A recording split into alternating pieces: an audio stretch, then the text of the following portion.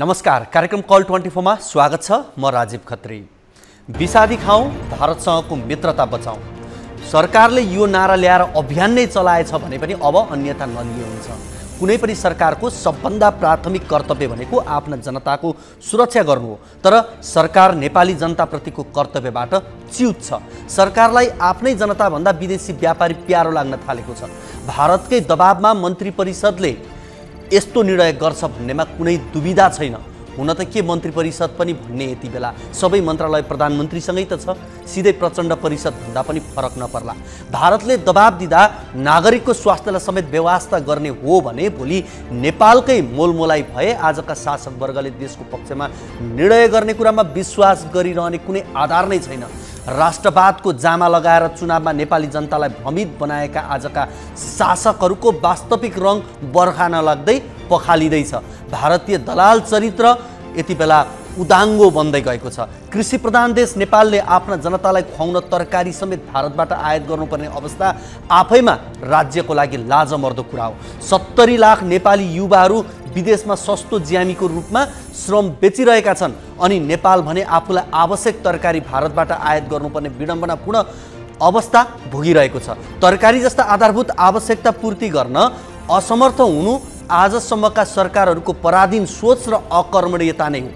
नेपाली कृषकले उत्पादन गरेको स्वदेशी तरकारी बजार नपाएर किसानले कतै डोजर चलाउँदैछन्, कतै आगो लगाउँदैछन्। तर प्रचण्ड परिषद भारत रिजाउन नेपाली किसान मार्दैछ जस्तो अवस्था देखिएको छ। लाग्छ जनताले विषादीयुक्त खाना खानु पर्ने बाध्यता प्रचण्ड परिषद आफैले सिर्जना गरेर जनतालाई दीर्घकालीन रोगी बनाएर मराउने षड्यन्त्र गर्दैछ भन्ने आशंका यति बेला जनजनले गर्दैछन्। नेपालको नेताको औकात भनेको छिमेकीको आशीर्वादमा आफू प्रधानमन्त्री हुने अनि आफ्नो पकेटको झोलेलाई मन्त्री बनाउने सम्म मात्र सीमित बन्दै गएको देखिन्छ।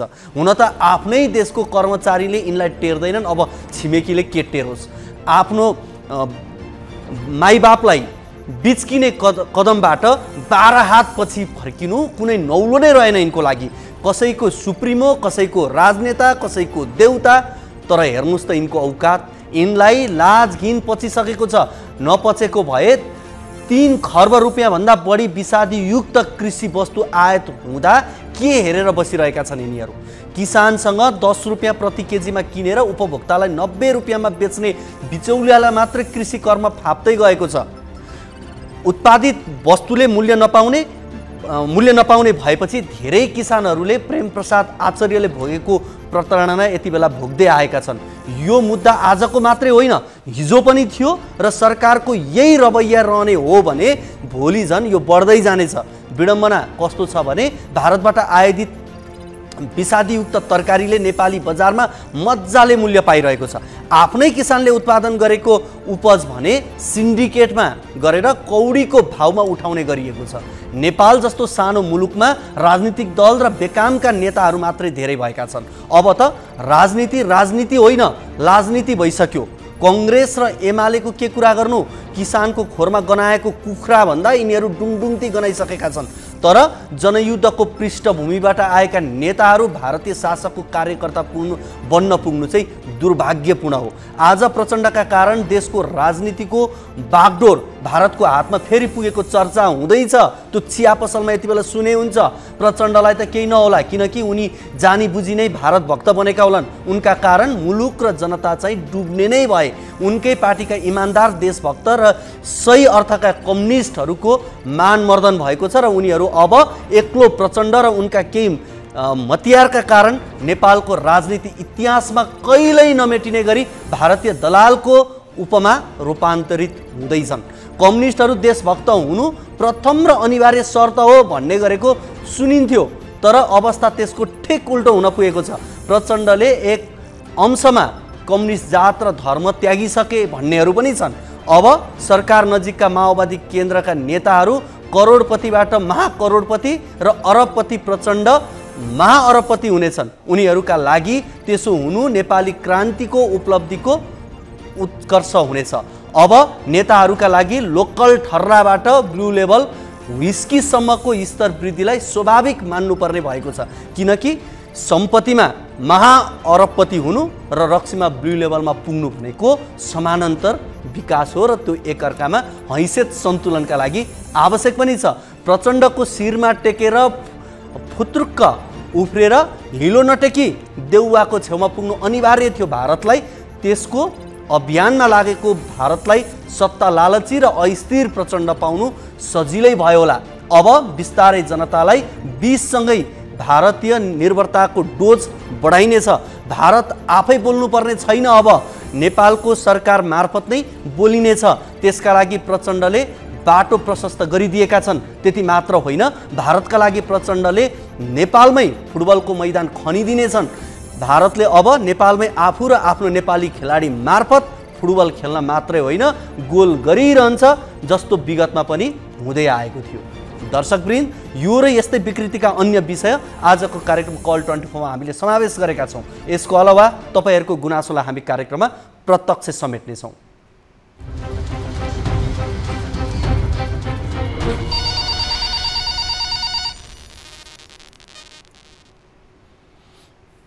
दर्शकवृन्द, तपाईँको पनि कुनै समस्या जिज्ञासा अभिव्यक्तिहरू छन् भने कार्यक्रममा फोन गर्न सक्नुहुनेछ।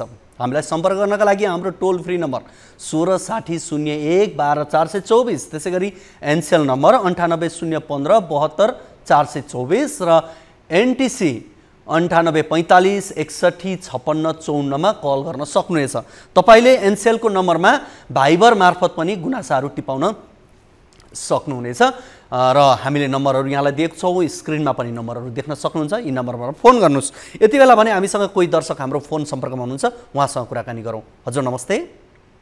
हजुर नमस्कार। कहाँबाट को बोल्दै हुनुहुन्छ? हजुर डाङको लमई नगरपालिका बिजुली बोर्डदेखि सर।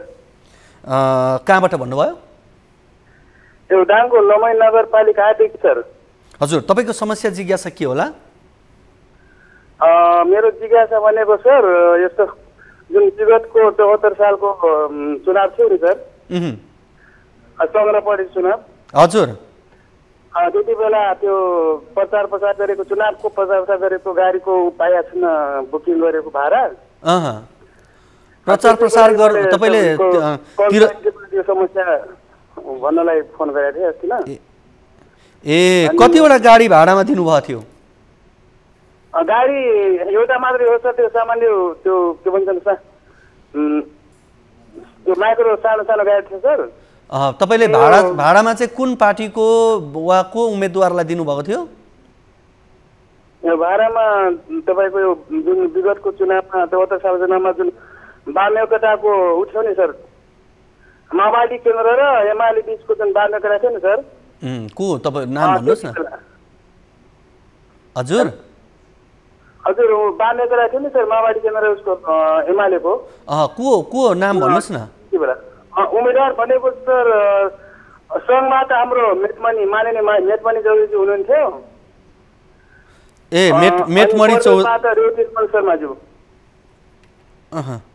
ए हजुर, अनि रेवती रमन शर्माजी हुनुहुन्थ्यो नि, उहाँ प्रदेशबाट हुनुहुन्थ्यो नि। हजुर, अनि हाम्रो मेटमणिजी हुनुहुन्थ्यो, उहाँ सङ्घबाट हुनुहुन्थ्यो त्यो 74 सालको चुनावमा। ए हजुर। अनि त्यति बेला हाम्रो यो लमई नगरपालिका 8 को वडा स्तरमा जुन एकजना माओवादी केन्द्रको एकजना बाजे हुनुहुन्थ्यो, उहाँलाई संयोजक बनाएको थियो। अनि एकजना हाम्रो एमालेको एकजना हाम्रो फज हुनुहुन्थ्यो, उहाँलाई बनाएको। तपाईँले लिन बाँकी पैसा चाहिँ कति हो? लिन बाँकी पैसा सर 52,000 रुपियाँ सर। ए 52,000 छ। अनि मेटमणि चौधरी मन्त्री भइसक्नु भयो, अब यो बिचमा मन्त्री पनि भइसक्नु भयो, फेरि सांसद बन्नु भएको छ, उहाँसँग तपाईँले सम्पर्क गर्नु भएन? मेरो पैसा बाँकी छ भन्नु भएन? धेरै वर्ष गरेको उहाँहरूले के भन्नुभयो भनेपछि रेवती रमन सरलाई भन्दाखेरि उहाँले भन्नेखेरि मेटमणिज्यूको त्यो जिम्मेवारी मैले दिनुपर्ने त्यो होइन।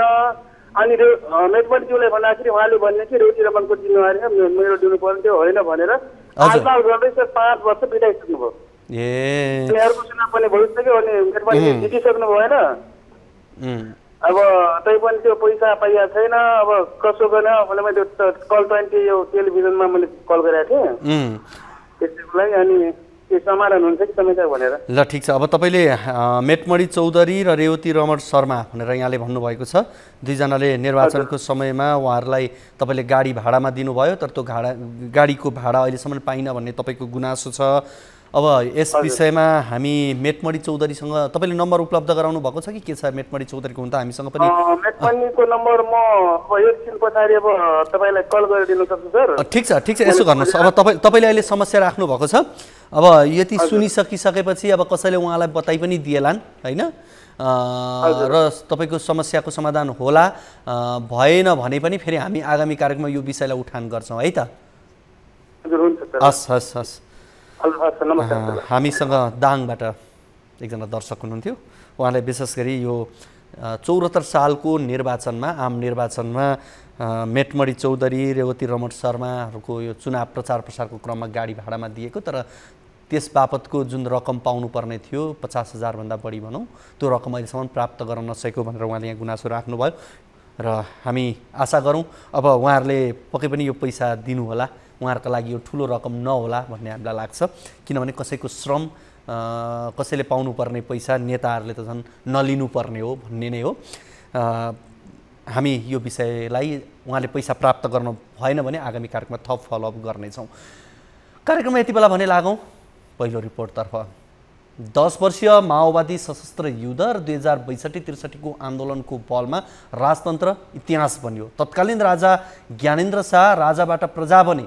शालीन स्वभावमा राजगद्दी र राज संस्थालाई छाडेर शाह बाहिरिएको 16 वर्षपछि उनी सत्तामा फर्किने मनसाय पाल्न थालेका छन्।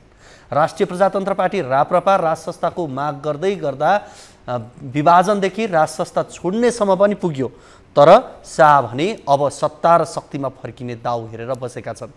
कम्युनिस्ट पार्टीको सदस्य बनिसकेका दुर्गा परसाई राजा फर्काउने अभियानमा जोडिएपछि राप्रपा र राजेन्द्र लिङ्गदेनले के गर्लान्, यो चासोको विषय बनेको छ। हेरौँ यो रिपोर्ट।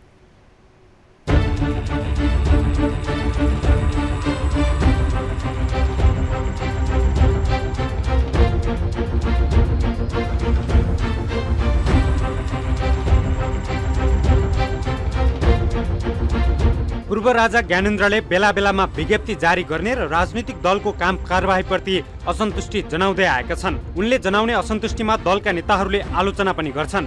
राजा ल्याउने भन्दै कमल थापाले पूर्व मेचीदेखि पश्चिम महाकालीसम्म अभियान नै चलाए। पार्टी नफुटाउने भन्दै गीतामा हात राखेर कसम खाएका कमल थापाले राज संस्था मात्रै छाडेनन्, उनले गीता छोएर खाएको कसम नै तोड्दै पार्टी नै विभाजन गराए। ज्ञानेन्द्रले आफूलाई पार्टी अध्यक्ष बन्न रोक्न हरेक प्रयास गरेको आरोप लगाएका कमल थापा पछिल्लो समय छिटफुट बाहेक राज संस्था फर्किनेमा विश्वास राख्न छाडेका छन्। यता राप्रपाको नेतृत्वमा आएका राजेन्द्र लिङ्गदेन राज संस्था ल्याउनु पर्ने माग जति धेरै जोडबल गर्छन्, उनका कार्यशैली एकपछि अर्को गर्दै पूर्व राज परिवारले मन नपराउने किसिमका हुने गर्दछन्। यही तथ्यलाई बुझ्न एमाले केन्द्रीय सदस्यबाट कारबाही भोगेका व्यवसायी दुर्गा प्रसाईको कार्यक्रमलाई हेर्नुपर्छ। प्रसाईले ज्ञानेन्द्र र उनका छोरा पारस शाहलाई राखेर कार्यक्रम नै गरे। ज्ञानेन्द्रसँग सम्बन्ध चिसिँदै गएपछि राप्रपा झस्किएको त थियो नै, सरकारमा जाने नजाने विषयमै विवादका कारण पार्टी फुट उन्मुख नै देखिएको थियो। सरकारमा गएर राजा र राज संस्थाबारे बोल्नै नसक्ने अवस्था बनेपछि राप्रपाका केही नेताहरू आन्तरिक रूपमै विकल्प खोज्ने तयारीमा जुटेका थिए। यस्तो अवस्था बनेपछि राजनीतिक छलाङ मार्न तम्सिएका व्यवसायी प्रसाईले लघुवित्त, बैंक लगायतले ऋण प्रवाह र ब्याजमा मनोमानी गरेको आरोप लगाउँदै आन्दोलनको घोषणा गरे। त्यही आन्दोलनको लेपमा प्रसाई एमालेबाट कारबाही भोगेपछि राजा फर्काउने अभियानमा औपचारिक रूपमै सक्रिय भएका छन्। राजालाई पनि हामीले त्यो चढाउँदा रहेछौँ, त्यसको नाम के भन्छ डल्लो पिण्ड, पिण्ड राजालाई पनि चढाउँदा रहेछौँ। हामीले त्यो सन्तान हौ नि त पिण्ड चढाउने। अब उनीहरू बाउको क्रिया गर्दैनन्, अब बाउको क्रिया नगर्ने, आमाको क्रिया नगर्ने, छोराछोरीको क्रिया नगर्ने, सबै पास्टर भएछन्। यहाँ सबै पास्टर धर्म बेचेर खाए। व्यवस्था बदल्ने लडाईँमा सरिक भएको बताउने प्रसाईको गतिविधिकै कारण तत्कालीन सत्ता गठबन्धनमा समस्या सिर्जना भएको थियो। प्रसाई तिनै व्यवसायी हुन् जसले तत्कालीन समयमा प्रचण्ड र केपी ओलीलाई मार्सी चामल खुवाएपछि यसको चौतर्फी आलोचना भएको थियो। त्यसैले नै उनलाई मार्सी भनेर समेत सम्बोधन गर्ने गरिएको थियो। पछिल्लो दिनहरूमा राजनीति पूर्व राजाको विषयलाई लिएर तरङ्गित भइरहेका बेला ज्ञानेन्द्र पारिवारिक भ्रमणका लागि भन्दै भारततर्फ लागेका छन्। उनको भारत भ्रमणमा कोसँग भेट हुने, कहाँ कहाँ उनको कार्यक्रम तय गरिएको छ, यसबारे केही खुल्न सकेको छैन। तर पछिल्लो समय विदेशी शक्तिले राष्ट्रपति चयनदेखि सत्ता गठबन्धन भत्काउन गरेको प्रयास र ज्ञानेन्द्रको भारत भ्रमणको कसी खोज्न भने थालिएको छ। यी सबै गतिविधिहरू राष्ट्रिय प्रजातन्त्र पार्टीसँग समेत सम्बन्ध राख्दछन्। यसरी पूर्व राजासँग व्यवसायी दुर्गा प्रसाई नजिकिएसँगै पूर्व राजाले प्रसाईलाई च्याप्छन् या राजाको विरासत फर्काउने मुद्दामा निरन्तर लागेका राप्रपा अध्यक्ष राजेन्द्र लिङ्गदेनलाई, यो भने हेर्न बाँकी नै छ। दर्शकवृन्द, हामीले यो जनचासोको आधारमा यो रिपोर्ट यहाँहरू बीच राखेका हौँ। अब कार्यक्रममा लागौँ अर्को रिपोर्टतर्फ। झापाको भद्रपुर भन्सार कार्यालयले अधिग्रहण गरेको जमिनको मुआब्जा तथा क्षतिपूर्ति नदिएको भन्दै स्थानीय आन्दोलित बनेका छन्। करिब 9 बिघा क्षेत्रफलमा फैलिएको यो जग्गामा 30 परिवार बसोबास गरिरहेका छन्। 106 किता नम्बरी जग्गा रोक्का राखेर सरकारले अघोषित सुकुम्बासी बनाएको भन्दै स्थानीय सङ्घर्ष समिति गठन गरेर न्यायका लागि उत्रिएका छन्। जग्गा रोक्का राखेको 1.5 वर्ष बितिसक्दा समेत जग्गा धनीहरूले समयमा मुआब्जा नपाएपछि स्थानीय जनप्रतिनिधिकै संयोजकत्वमा सङ्घर्ष समिति गठन गरेर आन्दोलन सुरु भएको छ। झापाबाट टिभी जर्नलिस्ट युवराज आचार्यको यो रिपोर्ट हेरौँ।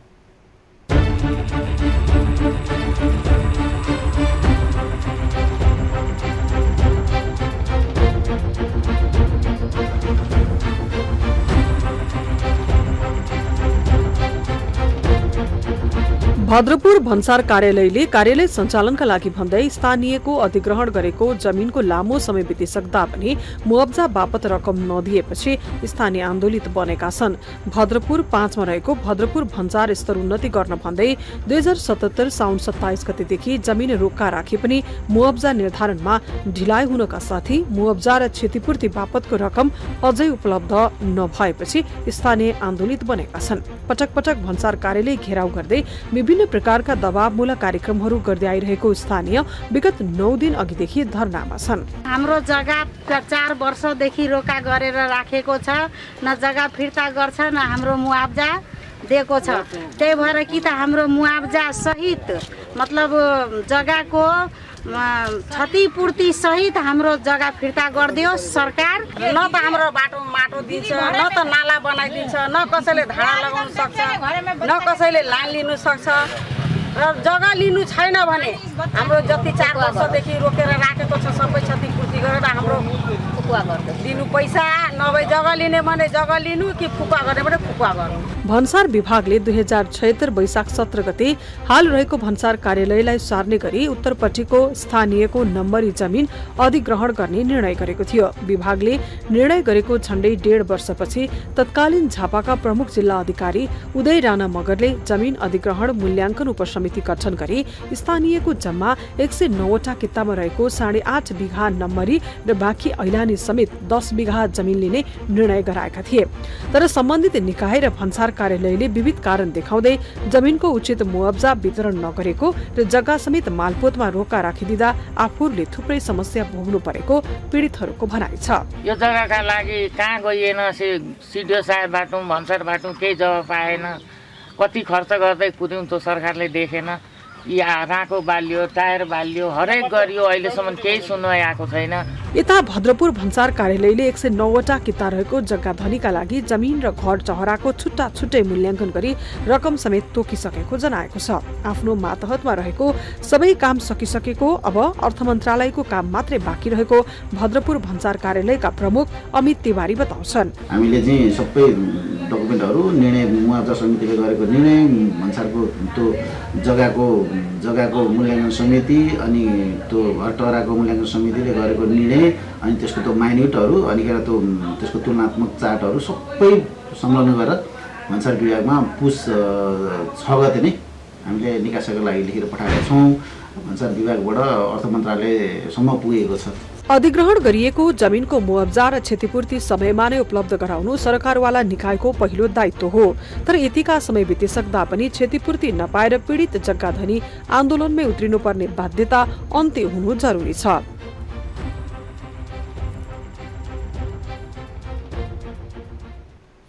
दर्शकवृन्द, यसै विषयमा कुराकानी गर्नका लागि विशेष गरी यो जग्गा पीडितहरू मध्येबाट हामीले आशा पण्डितलाई यति बेला हामीले फोन सम्पर्कमा ल्याएको छौँ। उहाँसँग पहिला हामी कुराकानी गर्छौँ।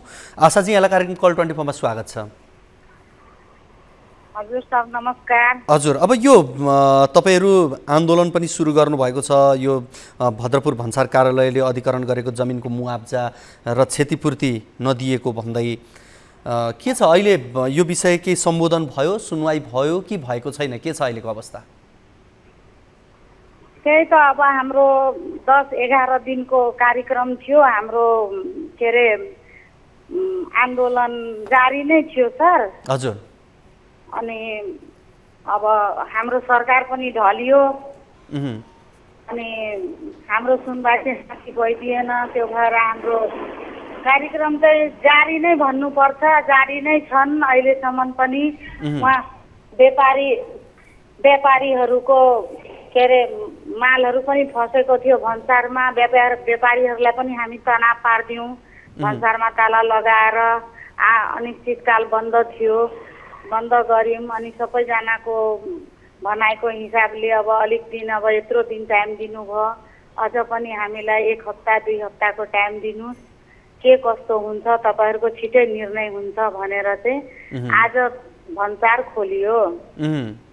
अब यो 1.5 वर्ष बितिसक्दा पनि अब यो तपाईहरूले अहिलेसम्म मुआब्जा नपाउनु पर्ने कारण चाहिँ के रहेछ? के भनेको छ भन्सार कार्यालय? यस्तै कार्यक्रम त्यस्तै गर्दैछ। हामी त सिडिओ धायौँ, 1.5-2 वर्ष सिडिओ धायौँ। सिडिओबाट 1 हप्ताको टाइम, 1 महिनाको टाइम, अर्को महिनाको 10 हप्ताको टाइम, त्यस्तै दिँदै हामी सिडिओ धाइनौँ कि मालपोत धाइनौँ कि नापी शाखा धाइनौँ, कहाँ धाइनौँ। हामी धाउँदा हामी थाकिसक्यो। बस्ने घरहरू पनि बस्ने लायक छैन सर।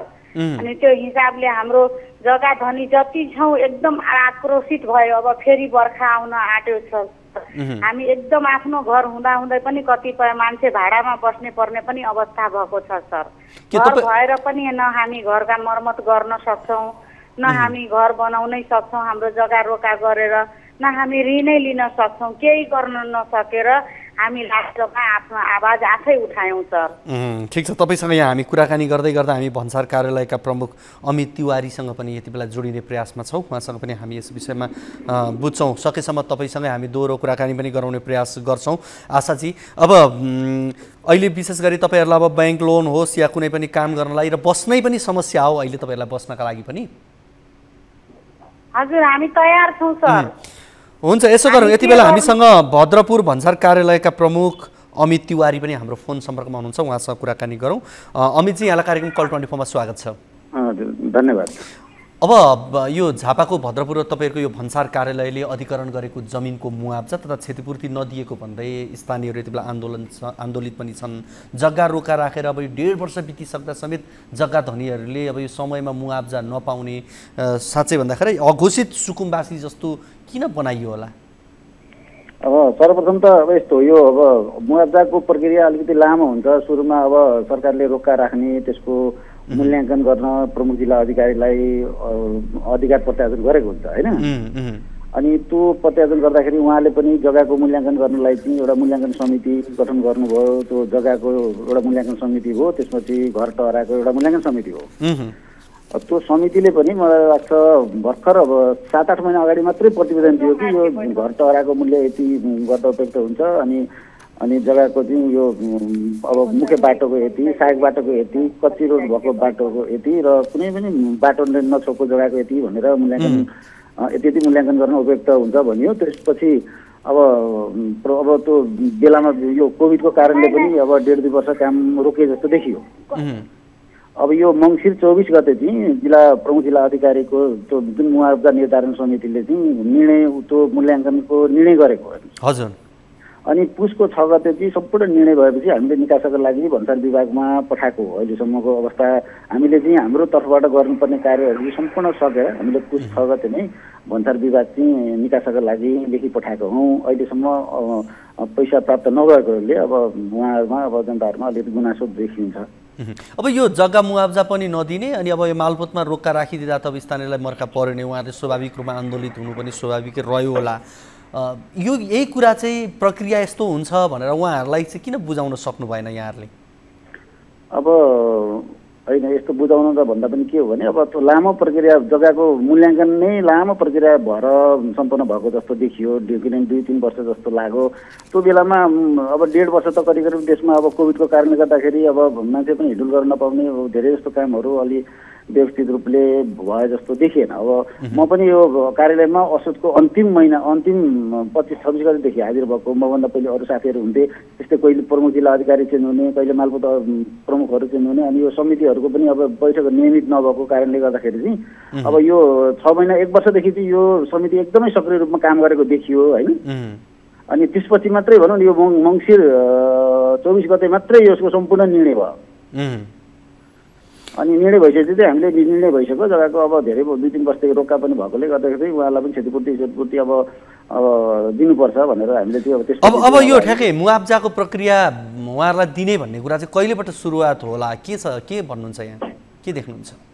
पहिले चाहिँ प्राप्त होला भनेर त अब हामीले भन्न सक्दैनौँ। तर अब भन्सार विभागलाई हामीले निकासाको लागि जग्गाको मूल्याङ्कन प्रमुख जिल्ला अधिकारीबाट भयो, घर टहराको भनेर हामीले चाहिँ करिब करिब घर जग्गाको टहराको मूल्याङ्कन गरेर करिब करिब 60 लाख क्षतिपूर्ति दिनुपर्ने हुन्छ। त्यो 60 लाख निकासाको लागि हामीले भन्सार विभाग लेखेर पठायौँ। भन्सार विभागबाट पनि अर्थ मन्त्रालयमा निकासाको लागि लेखेर अर्थ मन्त्रालयमा अहिले चाहिँ अर्थ मन्त्रालयमा त्यो फाइल चाहिँ अर्थ मन्त्रालयमा अड्केको अवस्था छ। हामीसँग स्थानीय आशा पण्डित पनि हुनुहुन्छ, उहाँको थप जिज्ञासा भए तपाईँसँग म राख्न लगाउँछु। आशाजी, हजुर, तपाईँको थप जिज्ञासा केही छ भने सरसँग राख्न सक्नुहुन्छ, अमित तिवारी सरसँग। उहाँ सरसँग त बिहान पनि हामी भेट भएकै छ। उहाँ सर जे अब भन्नुपर्ने कुराहरू थियो, गर्नुपर्ने कुराहरू उहाँ सर पनि साथ दिनु नै भएको छ हाम्रो। ल हुन्छ भनेपछि सर पनि साथ नै दिनु भएको छ, उहाँ सर पनि साथमै हुनुहुन्छ हाम्रो। ल हुन्छ, कुराकानीका लागि यहाँहरू दुवैजनालाई धेरै धेरै धन्यवाद। हस्, हामीसँग हुनुहुन्थ्यो स्थानीय आशा पण्डित, त्यसै गरी हामीसँग भद्रपुर भन्सार कार्यालय झापाका प्रमुख अमित तिवारी हुनुहुन्थ्यो। उहाँहरूसँग कुराकानी गऱ्यौँ। कार्यक्रममा यति बेला लागौँ फेरि अर्को रिपोर्टतर्फ।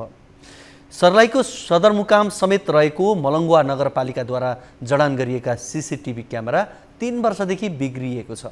नगरपालिकाले मर्मत नगर्दा नगर क्षेत्रभित्र चोरीका घटना दिन प्रतिदिन बढ्दै गएको छ। लगानी मात्रै गर्ने तर त्यसको निगरानीमा हेलचेक्राइ गर्दा भएको स्रोत साधन समेत दिन प्रतिदिन काम नकाजको बन्दै गएको छ। सर्लाहीबाट अनवरत अहमदको यो रिपोर्ट हेरौँ।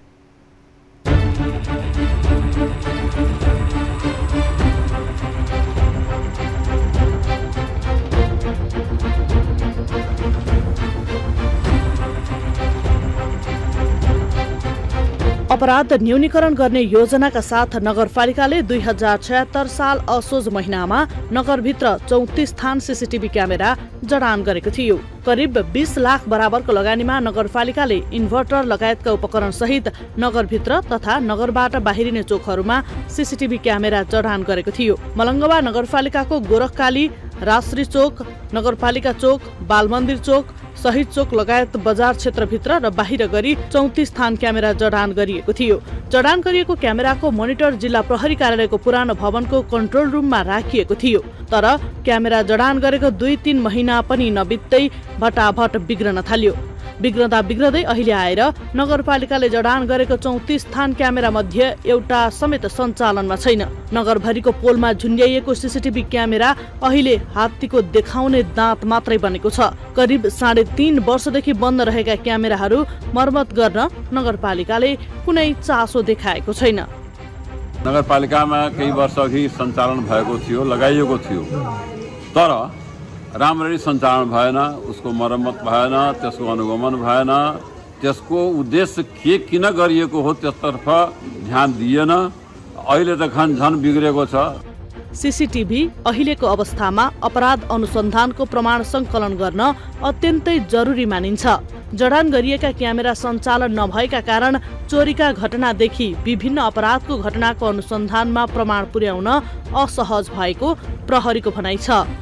पहिले जोडिएको सीसी क्यामेराहरू सबै डिसफङ्सनिङ भइसकेको, तत्काल अहिले हाललाई काम नगर्ने भएको अवस्थाले त्यस क्षेत्रमा हुने अपराधका घटनाहरू विशेष गरी चोरीका घटनाहरूदेखि लिएर अन्य जघन्य अपराधहरूसँग सम्बन्धित व्यक्ति, सवारी साधन लगायतका कुरोहरूलाई हामीले पछ्याउनु अथवा त्यसलाई पत्ता लगाउनुको लागि चाहिँ एकदम असहज अवस्था भएको छ।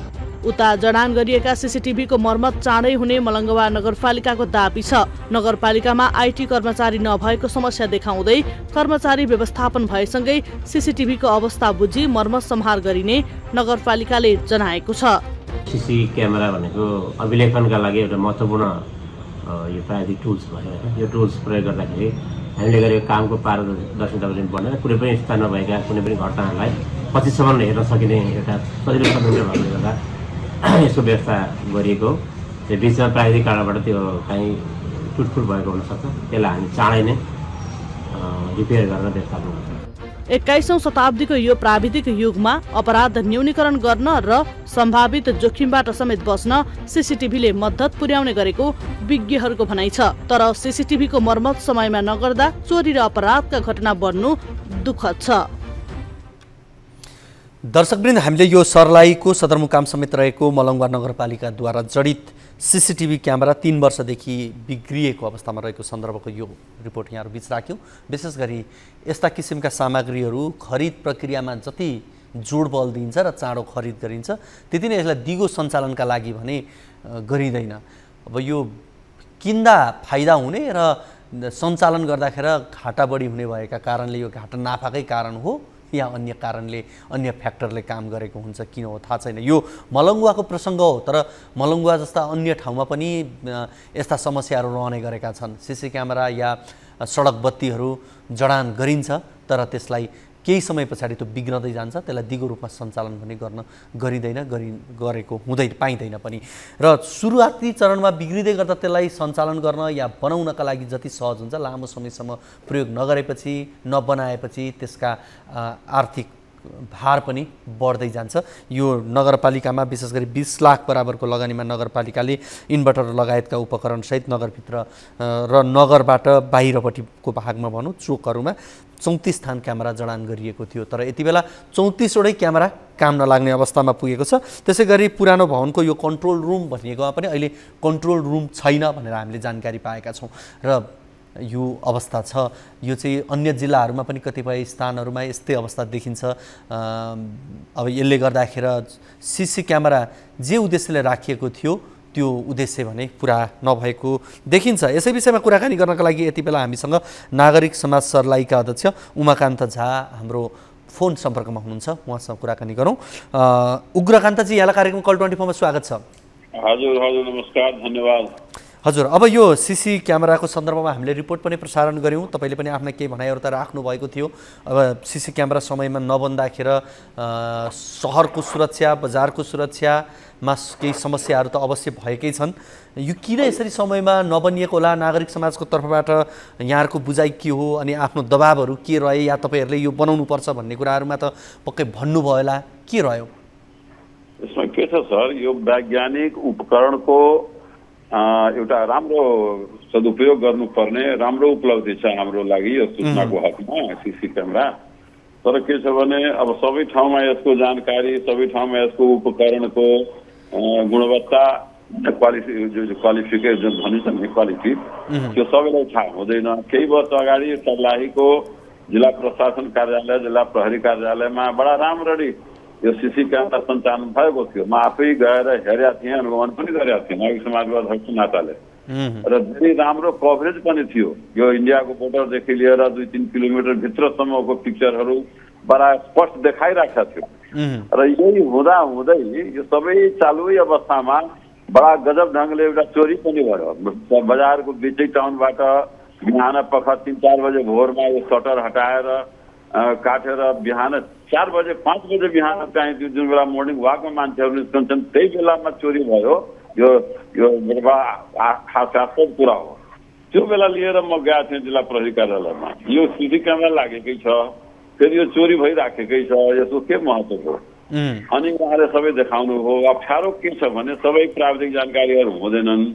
मलाई लाग्छ कि चोरहरू पनि, यो बदमासी गर्नेहरू पनि बढी ट्रेनिङ लिएको हुन्छ कि कसरी छल्दिन्छ, कसरी आँखामा धुलो झोकिदिन्छ, एउटा त्यो अवस्था छ। अर्को के छ भने क्वालिटीमा पनि असर पर्दो रहेछ होइन। प्रहरीको भनाइ के आएको थियो, ठिक छ सीसी क्यामेराले कभरेज गरिरहेको हुन्छ, तर हामी सबै एङ्गलबाट सबै कुरालाई 24 आवर बसेर हेरिरहेका हुँदैनौँ नि। हामी त आवश्यकता पर्दाखेरि उसलाई ब्याक गरेर फुटेजबाट हामी हेर्छौँ होइन। तर त्यसैबाट पत्ता लाग्न सक्दैन। अब त्यही बेलामा अब बिगबिगी कस्तो भयो 2 नम्बरी मान्छेहरूको कि कहीँ तार काटिदियो, कहीँ त्यो लेन्स फोडिदियो। अब त्यो बेला पछि पुरा ध्वस्त पारिदियो। आज हाम्रो यो मलङ्गवा सीसी क्यामेराको अभावमा दुःख पाइरहेको छ। आफै अनुसन्धान पनि गरेको हेरेको गएको त्यति एउटा बिहानै आएर ठुलो चोरी भयो हुँदा क्यामेरा त त्यहाँ छ, गएर हेरौँ त। जाँदाखेरि सीसी क्यामेरा छ, भित्रको कुनै लाइन टाइन पनि छैन होइन। अब यो कुनै पनि कुरा सञ्चालन गर्ने या किन्ने खरिद गर्ने भन्ने कुरामा चाहिँ हतार गरिन्छ, त्यो आवश्यकता महसुस पनि गरिन्छ। तर दिगो रूपमा सञ्चालन गर्ने भन्ने कुरामा चाहिँ कहीँ न कहीँ चुकेको अवस्था देखिन्छ। यो नेपालकै रोगको रूपमा देखिन्छ, हरेक ठाउँमा देखिन्छ यी समस्याहरू। यसमा हामी के गर्यो भने मैले हिजो पनि एउटा कार्यक्रम थियो त्यहाँमा भने बराबर म भन्ने गर्छु। म धेरै वर्षदेखि करिब 13-14 वर्षदेखि सामाजिक वर्कमा म कन्टिन्यू नागरिक समाजको रूपमा लागेको छु। निरन्तरता हामी कुनै कामलाई दिँदैनौँ। यो हाम्रो समाजको लागि बहुत बडा ठुलो रोग हो, त्यहाँ प्रशासनको लागि भए पनि 2-4 महिना 1 वर्ष 2 वर्ष एउटा चमक दमक देखाइन्छ। अब सबै ठाउँमा बत्ती बाल्यो, बत्तीमा स्विच लगाइदियो, 2 महिनापछि प्रशासन चुक्यो। अब सबै बत्ती सत्ती पनि कहाँ गयो, स्विच पनि तोडताड गरेर गयो, दुरुपयोग हो। त्यसै सीसी क्यामेराको पनि यस्तै छ, लगाइएको थियो, सबै ठाउँमा सञ्चालन भइसकेको थियो। अब उसलाई कसरी कन्टिन्युटी हुन्छ, उसको मर्मतको चेक गर्नुपर्ने, बजेट व्यवस्था गरेर निगरानी गर्नुपर्ने। यो संयन्त्रहरू नभइदिएर हाम्रो लगानी पनि खेर जान्छ, समाज पनि दुःख पाइरहेको छ। अपराधी प्रवृत्तिका व्यक्तिहरूले मनोबल उच्च पारेर काम गरेकै गर्छन् होइन। यसमा सरहरूको सञ्चार यो जो अहिले मिडियाहरू जो छ त्यो मलाई ध्यान दिलाइदिनु भयो, म उहाँलाई धन्यवाद पनि दिन्छु। हिजो एउटा पत्रकारले मलाई सोध्नु भएको थियो। हाम्रो पनि अब यसमा अलिकति जिम्मेवारी बढ्यो। अब पहिला तुरुन्तै हामी एसपी साहबले भनेर अब यसलाई कसरी कन्टिन्युटी दिन सकिन्छ, यसको क्वालिटी कसरी बनाउन सकिन्छ, हामी पनि बिचबिचमा बात गर्नुपर्छ। हामी पनि सुतिहाल्छौँ। हामी पनि यस्तो समयमा हजुरले जगाउनुहुन्छ भने हामी जागेर हेर्छौँ वास्तवमा सीसी क्यामेरा के छ, लेन्समा चलिरहेका चाहिँ खालि एउटा देखावा मात्रै।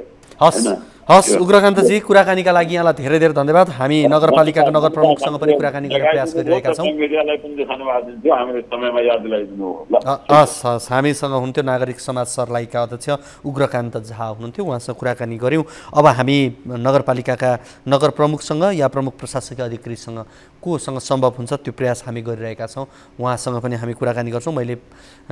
हामी उहाँसँग कुराकानी भएको खण्डमा अब यो विशेष गरी नगरपालिकाको क्षेत्राधिकारभित्रका कुरा, नगरलाई सुरक्षित राख्ने कुरा नगरपालिकाको भएका कारणले गर्दा र यो सीसी क्यामेरा जडान पनि नगरपालिकाले नै गरेको हुनाले पनि उसको यो चासो र चिन्ताभित्र पर्नुपर्ने विषय हो भन्ने आधारले पनि उहाँहरूसँग पनि हामी कुराकानी गर्ने प्रयास गरिरहेका छौँ। कार्यक्रम कल 24 तपाईँहरू हेरिरहनु भएको छ। तपाईँको पनि कुनै समस्या जिज्ञासा अभिव्यक्तिहरू छन् भने कार्यक्रममा फोन गर्न सक्नुहुनेछ। हामीले सम्पर्क नम्बरहरू पनि दिइरहेका छौँ र ती सम्पर्क नम्बरहरूमा यहाँहरू फोन गर्न सक्नुहुनेछ। हाम्रो टोल फ्री नम्बर 1660-112-424, त्यसै गरी एनसिएल नम्बर 9801572424। यो एनसिएल नम्बर 9801572424 तपाईँ कल पनि गर्न सक्नुहुन्छ या तपाईँले यसको भाइबरमा पनि कल गर्न सक्नुहुन्छ, आफ्नो समस्या गुनासो राख्न सक्नुहुन्छ। त्यसै गरी तपाईँसँग कुनै पनि फुटेज भिडियोहरू छन् भनेदेखि, तपाईँसँग कुनै डकुमेन्टहरू छन् भनेदेखि पनि हामीलाई भाइबरमा पठाएर सहयोग गर्न सक्नुहुनेछ। त्यसै गरी एनटिसी नम्बर 9845-615654 पनि कल गर्न सक्नुहुनेछ। आफ्ना समस्याहरू टिपाउनुहोस्, कल गर्नुहोस्। हामी तपाईँले राख्नुभएको समस्याको समाधान, जिज्ञासाको जवाब खोज्ने प्रयास गर्छौँ। हामीले विशेष गरी यो सीसीटीभी मर्मत नभएको प्रसङ्ग सर्लाहीको मलङ्गुवाको राखेका थियौँ। यस विषयमा हामीले नगेन्द्र प्रसाद यादव नगर प्रमुख अथवा प्रमुख प्रशासकीय अधिकृत ज्ञनाथ गौतमसँग कुराकानी गर्न खोजेका थियौँ, तर उहाँहरूको फोन उठेन भन्ने मैले जानकारी पाएको छु। दर्शकवृन्द, अब हामी यति बेला भने अर्को रिपोर्टतर्फ लाग्छौँ अब, र विशेष गरी हामीले यो मलङ्गुवाको प्रसङ्ग यहाँहरू बीच राखिसकेका छौँ। अब लागौँ अर्को रिपोर्टतर्फ। यो चाहिँ फलोअप रिपोर्ट रहेको छ। यसलाई हामीले सक्सेस स्टोरीको रूपमा मात्र लिएको छौँ। कार्यक्रममा हामीले विभिन्न विषयहरू उठान गरिरहेका हुन्छौँ।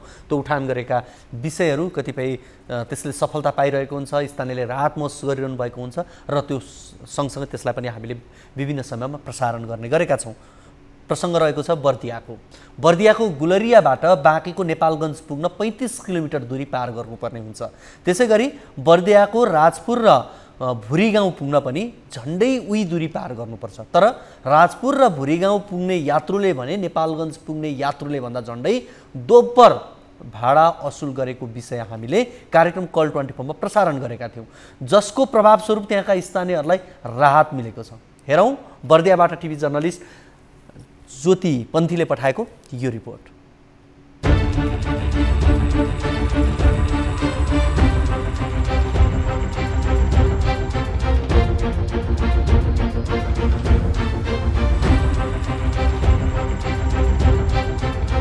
अनाधिकृत भाडा असुली सम्बन्धी रिपोर्ट कार्यक्रम कल 24 मा प्रसारण भएपछि जिल्ला प्रशासन कार्यालय बर्दियाले गुलरियादेखि राजापुरसम्मको भाडा दर परिवर्तन गरेको छ।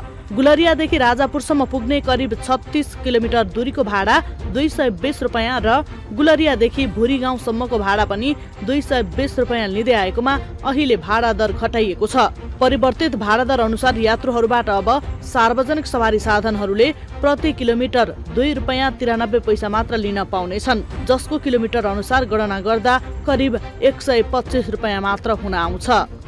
नेपाल सरकार यातायात व्यवस्था विभागले तोकेको जुन पक्की सडकको लागि 25 किलोमिटर भन्दा बढी दूरीको सन्दर्भमा प्रति किलोमिटर प्रति व्यक्ति 2 रुपैयाँ 93 पैसा भाडा दर जुन यातायात व्यवस्था विभागले पछिल्लो चोटि निर्धारण गरेको छ, त्यही नै चाहिँ बर्दिया जिल्लामा पनि लागू गर्ने भनेर यातायात व्यवसायीहरू समेतको सहभागितामा निर्णय भएको छ र त्यो लागू भइ नै सकेको छ, कानुन भइ नै सकेको छ।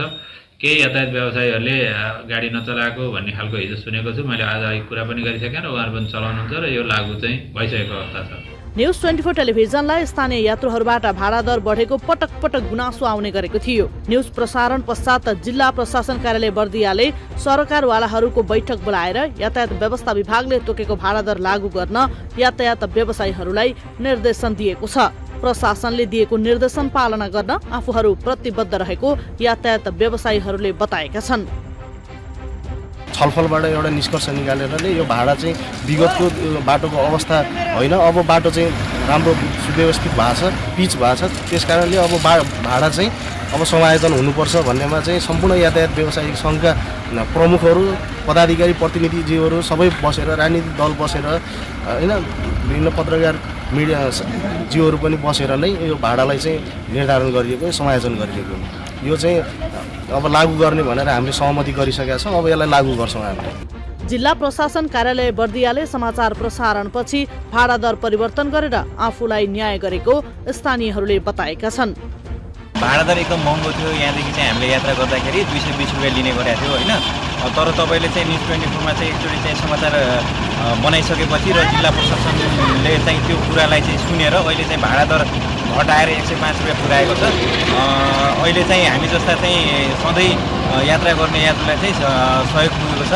त्यसको लागि चाहिँ तपाईँ लगायत बर्दिया जिल्ला प्रशासनलाई धेरै धेरै धन्यवाद भन्न चाहन्छु।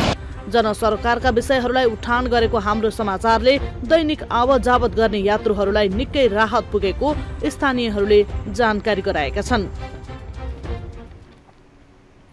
दर्शकवृन्द, यो बर्दियाको प्रसङ्ग यहाँहरू बिच हामीले राख्यौँ र कार्यक्रममा उठान भएका यस्ता विषयहरूले स्थानीयहरूलाई राहत पनि पुर्याइरहेको हुन्छ र यो विषय भनेको 220 रुपियाँ भाडा उनीहरूले तिरिरहेका थिए, तर अहिले हामीले कार्यक्रममा उठान गरिसकेपछि 125 रुपियाँ तिर्दा हुने भएको छ। दैनिक रूपमा आवत जावत गर्नेहरूका लागि यो ठुलो राहतको विषय पनि हो, त्यस कारणले पनि हामीले यो विषय कार्यक्रममा राखेका हौँ र उठान गरेका थियौँ र अहिले ती बेला जिल्ला प्रशासन कार्यालयले यसको सुनवाई गरेको छ र यातायात व्यवसायीहरूले पनि स्वीकारेका छन् र भाडा दर घटाएका छन्। हामीले यो प्रसङ्ग कार्यक्रममा राख्यौँ।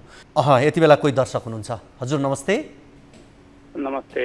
कहाँबाट को बोल्दै हुनुहुन्छ? म चन्दन प्रकाश शर्मा जलेश्वर 7 महोत्तरीबाट। चन्दन प्रकाश शर्मा महोत्तरीबाट भन्नुभयो? हजुर। तपाईँको समस्या के होला चन्दनजी? मेरो बुवा 8/2/2023 बाट मुजफ्फरपुरको बिहारबाट हराउनु भएछ। अब सोको लागि म नेपाल र भारत दुईटै ठाउँमा उजुरी गरेको, प्रहरीमा पनि लगायत अन्य मिडियाहरूमा पनि, तर उहाँको कुनै जानकारी भएन। तपाईँको बुवाको फोटो यति बेला हामीले टेलिभिजनमा पनि देखाइरहेको छौँ।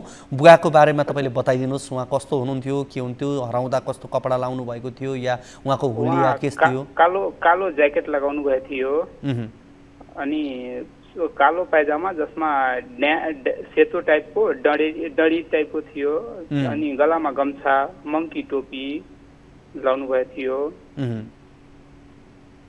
उमेरले कति वर्ष हुनुहुन्छ? 70 वर्ष। 70 वर्ष हुनुहुन्छ। उहाँ इन्डिया चाहिँ के कामले जानुभएको थियो? इन्डिया ट्रिटमेन्ट गराउनलाई जानुभएको थियो। अब वास्तवमा उहाँ हराउनु भएको कि अपहरण भएको त्यो कुरा हामीलाई थाहा भएन। त्यही भएर सही कुरो पत्ता लगाइदिनु हुन यहाँहरु। अहिले कति दिन भयो उहाँ हराउनु भएको? 8/2/2023 अब कति दिन आज लगभग 24 दिन भयो, लगभग 23-24 दिन। तपाईले प्रहरीमा उजुरी दिनुभयो? नेपालमा पनि इन्डियामा पनि दिनुभयो। अब उहाँलाई अपहरण गरियो भन्ने आशंका चाहिँ के कारणले उहाँलाई अपहरण हुन सक्थ्यो भन्ने हो? अब जुन ल्याबमा उहाँ बस्नु भएको थियो श्रीकृष्ण जाँच घरमा, त्यो ल्याबमा सीसीटीभी क्यामेरा छैन अनि बाहिर सीसीटीभी क्यामेरा छ त त्यसमा क्लियर भइरहेको छैन। अनि नचल्न सक्ने मान्छे अब 15 मिनटमा बढी आधा घण्टामा बढी भन्दा बढी आधा किलोमिटर जान सक्ने मान्छे त्यही 15-20 मिनटमा कहाँ जाला, त्यस्तो किसिमको आशंकाले गर्दा त्यस्तो किसिमको गरियो। भनेपछि अस्पतालबाटै हराउनु भएको थियो? अस्पताल होइन, त्यो श्रीकृष्ण जाँच घर एउटा ल्याब हो। साथमा चाहिँ तपाईहरु को हुनुहुन्थ्यो? म उहाँको छोरा। तपाई सँगै हुनुहुन्थ्यो त्यति बेला? एकछिनको लागि म बाहिर निस्केको थिएँ। हजुर। हैन, अब त्यतिकै बेलामा अब के भयो त्यो कुरा थाहा भएन। ठिक छ। अब तपाईको बुवाको हामीले फोटो पनि यहाँ टेलिभिजनमा देखाइरहेका छौँ। कोही दर्शकहरूले काहीँ देख्नुभयो भेट्नु भएको छ भने खबर गरिदिन हामी अनुरोध त गर्छौँ नै। नजिकको प्रहरी कार्यालय भारतबाट पनि युट्युब मार्फत या टेलिभिजन मार्फत हेरिरहनु भएको छ भने उहाँहरूले पनि हामीलाई तपाईलाई सम्पर्क गराइदिन सक्नुहुन्छ, प्रहरी कार्यालयमा सम्पर्क गराइदिन सक्नुहुन्छ। तपाईको सम्पर्क नम्बर दिनुस् न यदि कसैले सम्पर्क गर्न चाहनुभयो भने। मेरो सम्पर्क नम्बर त्यसमा 4वटा इन्डियन नम्बर हालिएको छ र मेरो नम्बर 98 441 91 735। अलिकति बिस्तारै भन्नुहोस् त। 98 441 441 91 735। 91 735। हजुर। अनि यो इन्डियन नम्बर हो? अनि अर्को इन्डियन नम्बरहरू हो, यो नेपाली नम्बर हो। इन्डियाको नम्बर पनि दिनुहोस् त। इन्डियाको नम्बर त अब त्यसमा 3-4वटा राखिएको छ। ल ठिक छ ठिक छ। तपाईले दिनुभएको यही नम्बर मैले यति बेला फेरि दोहोऱ्याइदिएँ। 98 41 91 98 441 98 441 हजुर 91 735। हुन्छ, हामी दर्शकहरूलाई यही नम्बर फेरि एकपटक भन्छौँ। 98 44 19 17 35 यो नम्बरमा फोन गर्न सक्नुहुन्छ तपाईँलाई, हैन त? हस् चन्दनजी, कुराकानी गरिदिनु भयो, यहाँलाई धन्यवाद र तपाईँको समस्याको समाधान होस्। यहाँको सही तथ्य जानकारी गराइदिनु हुन अनुरोध गरिन्छ, त्यही भएर तपाईँहरूलाई फोन गरेको म। हस् चन्दनजी, हामीलाई अब जे भए पनि त्यो सही कुरा थाहा हुनु पर्यो। तपाईँले प्रहरी मार्फत गर्नुपर्ने प्रक्रिया, प्रहरी मार्फत चाल्नुपर्ने कदमहरू प्रहरी प्रधान कार्यालयबाट गरेको, परराष्ट्र मन्त्रालयबाट पनि गरेको, त्यसपछि इन्डियामा पनि त्यो प्रहरीमा, त्यसपछि पुलिस कन्ट्रोल रुममा, त्यसपछि मौर्य ध्वज एक्सप्रेस मिडियामा अनि फेसबुकहरूमा सबै थोक गरेको आफ्नो हिसाबले। हस् चन्दनजी, हामीले पनि तपाईँको बुवाको फोटोलाई यति बेला दृश्यको रूपमा राखेका छौँ है त। हामीसँग हुन्थ्यो चन्दन प्रकाश शर्मा महोत्तरीबाट, उहाँको बुवा हराउनु भएको र भारतबाट हराउनु भएको भनेर उहाँले भन्दै हुन्थ्यो। र कसैले देख्नु भएको छ, भेट्नु भएको छ भने चन्दनजीलाई खबर गरिदिनु होला। चन्दन प्रकाश शर्मा महोत्तरीबाट हुनुहुन्छ। म फेरि एकपटक उहाँको नम्बर दिन्छु।